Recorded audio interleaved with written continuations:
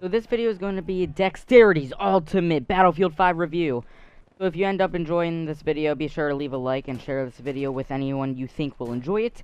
So anyways, let's get into it. So for this review, I will be setting up multiple categories to discuss every aspect of the game.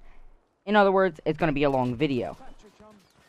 Now for the first category, it is realism. Now this is kind of the main topic for every Battlefield game, but they seem like every time they make a new game, they step it up a notch. Now, for Battlefield 5, they take realism to a whole new level, with more destructive properties and a whole bunch of other stuff. Now, something really cool is, for example, on the map Narvik, it is kind of like a snowstorm, not necessarily a snowstorm, but it is snowing a lot outside, and if you go into a building, there won't be any snow in it, unless you break a window, or if you open up the door, or whatever the case may be, snow will start pouring into the house, which is really cool. Now, not only that, but if you kill someone inside the house while there's snow pouring in, snow will actually land on the dead teammate or enemy's body and start blowing off of his body as well.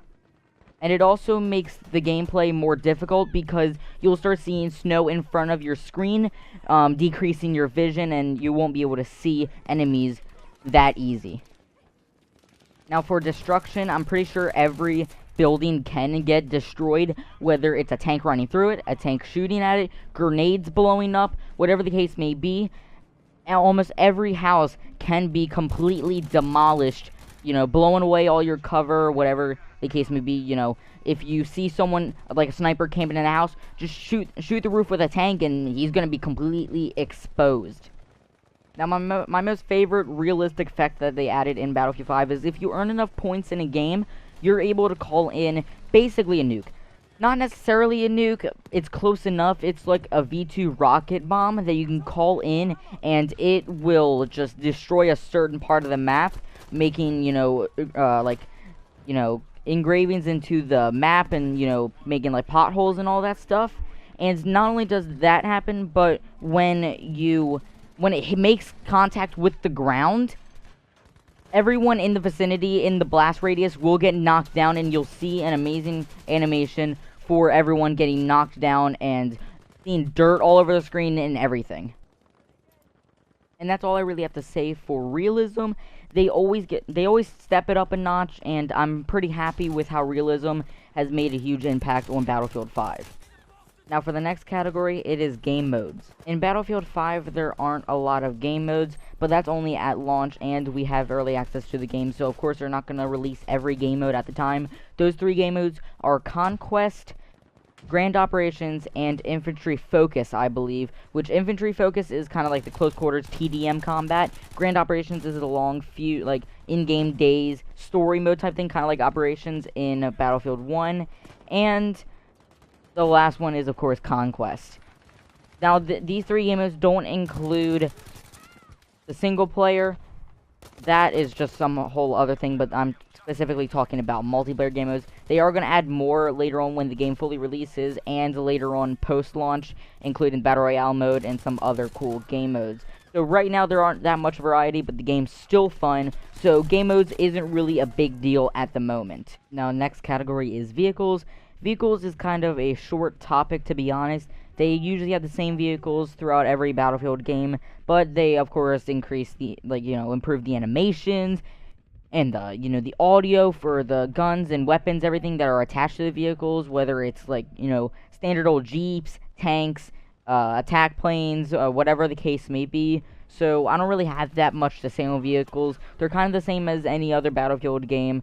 Destructive, can destroy almost anything. Really fun to use, but I must say that the Jeeps and the cars in Battlefield 5 are way more smooth than they usually have been with driving in previous Battlefields, including Battlefield 1, Battlefield 4, and all of that. They've been kind of bumpy with going up in bumps, but they really smooth out all the animations for Battlefield 5, and I'm pretty happy with them.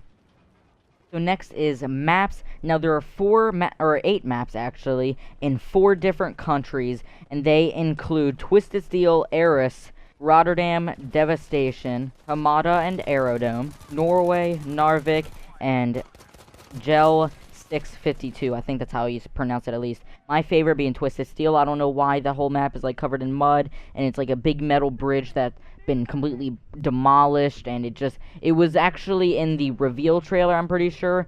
That was the map that was, showcased first, and it is honestly my favorite. I haven't got to try them all yet, but so far, that is my favorite.